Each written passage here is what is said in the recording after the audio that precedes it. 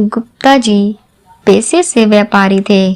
कस्बे से दुकान की दूरी महज 9 किलोमीटर थी। एकदम वीराने में थी उनकी दुकान।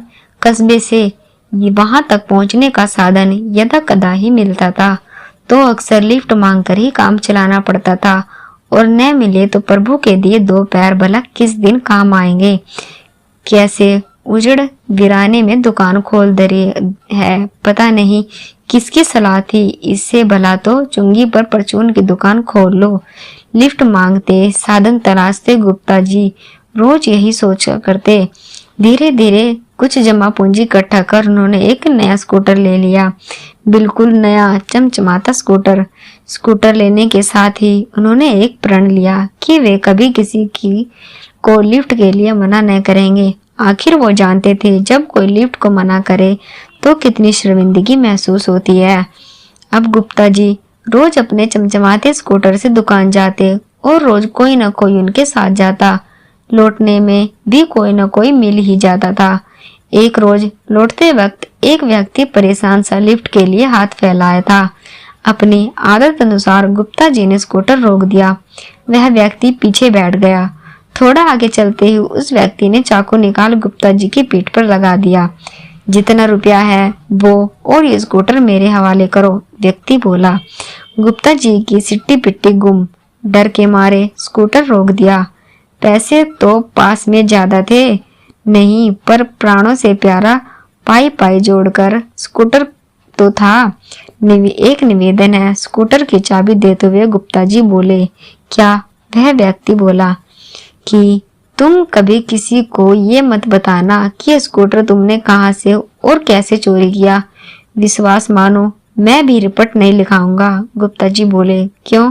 व्यक्ति हैरानी से बोला।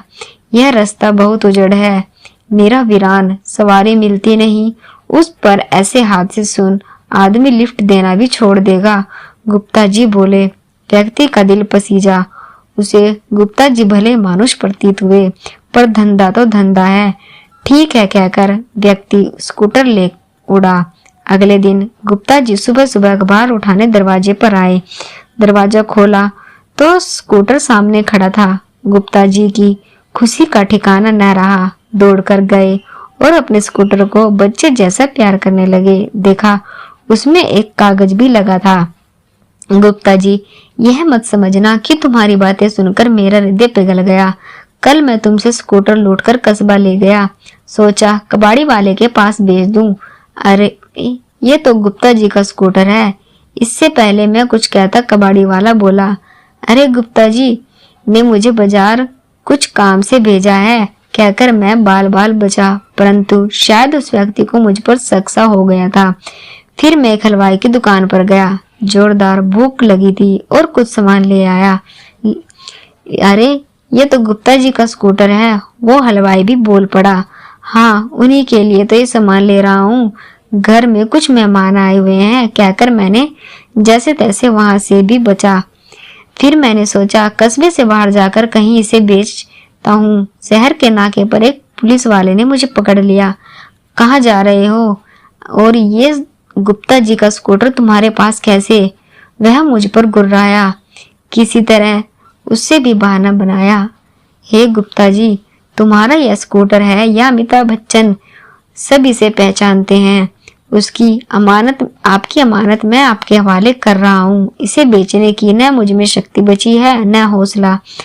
आपको जो तकलीफ हुई उस एवज में स्कूटर का टैंक फुल करा दिया है। पत्र पढ़ गुप्ता जी मुस्कुरा दिए और बोले, कर भला तो हो भला।